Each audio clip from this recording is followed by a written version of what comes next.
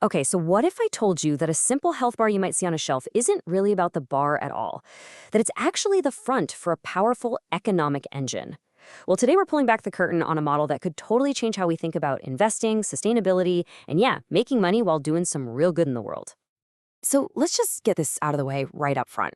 The company behind this bar, it's not a food company. It's not trying to sell you a snack. It's not even really about a social mission, not in the way you might think, right? That's the million-dollar question. If it's not what it looks like on the surface, then what in the world are we actually talking about here? Let's peel back the layers and find out. It all kicks off with this really clever bit of misdirection, the bar itself. I want you to think of it less as a product and more like the friendly welcome mat at the front door of a much, much bigger operation.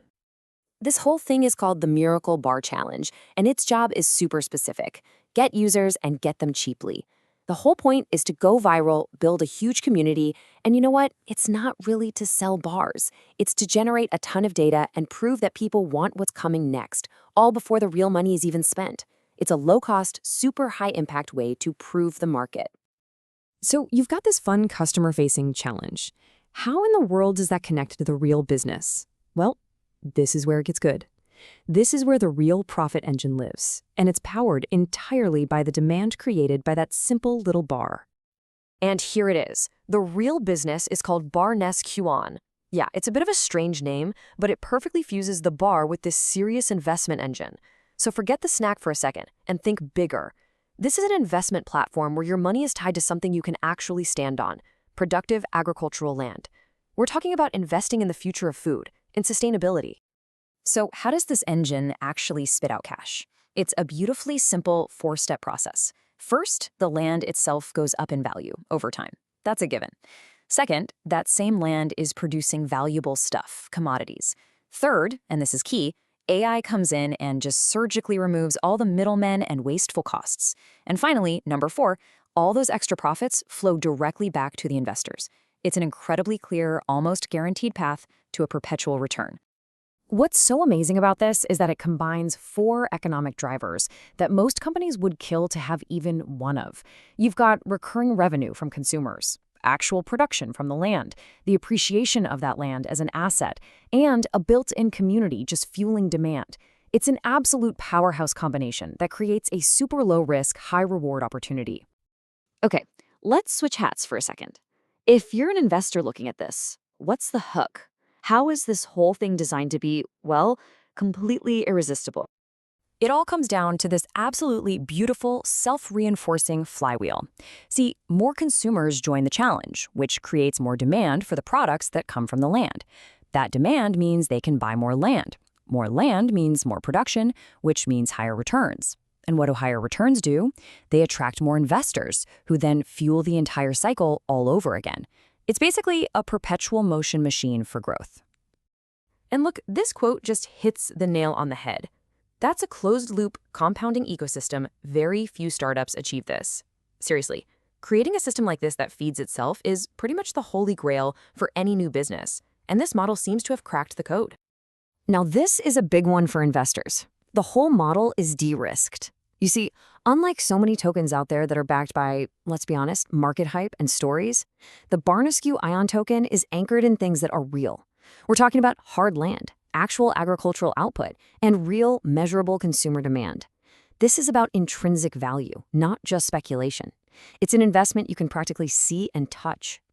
The tech here isn't just a buzzword either. AI acts as a straight-up margin multiplier. By automating everything from finding the best land to optimizing logistics, it just crushes costs. And when your costs go way down, your profit margins shoot way up. We're talking far beyond what a traditional model could ever hope for, which means a faster and bigger return on your investment. And here's where it all comes together so brilliantly. The model owns the entire process, end to end. Think about it. They control everything from the farm to the consumer, and then they loop that consumer's activity right back into the investment itself. It means every single cent of value is captured. No profit is lost to middlemen, which means, you guessed it, a way higher return for investors. Okay, let's zoom out for a second. We've seen the nuts and bolts, but what does it all add up to? Well, we're not just talking about a new company here. This could be the birth of a whole new market category. They're calling it consumer-to-asset integrated economies. That's a mouthful, I know.